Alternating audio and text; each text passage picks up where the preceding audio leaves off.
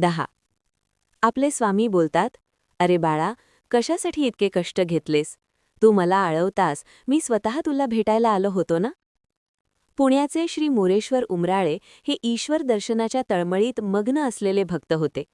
एके दिवशी त्यांना स्वामी समर्थांचे स्वप्नात दर्शन झाले. ते म्हणाले, मीच अक्कलकोटचा समर्थ आहे.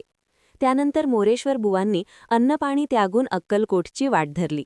ते डोंगर चढत असताना स्वामी पुटपुटले, अरे, मी तुला स्वप्नात दर्शन दिलं तरी का कष्ट घेतोस? डोंगरावर पोहोचल्यावर स्वामींनी त्याला प्रेमाने सांगितले, तू मला आळवलंस, मीच तुझ्याजवळ आलो होतो. आता घरी जा, तुझी पत्नी पण उपाशी बसली आहे. मी सदैव तुझ्यासोबत आहे. स्वामींनी त्याला पितळी व दगडी पादुका दिल्या आणि आशीर्वाद दिला, संसार करता करता तू पुढे संन्यास देशील आणि हरिकीर्तन करशील. त्यानंतर बुवा खरोखरच उत्तम कीर्तनकार झाले आणि अखंड स्वामी नामाचा प्रसार करत राहिले. स्वामी बोध.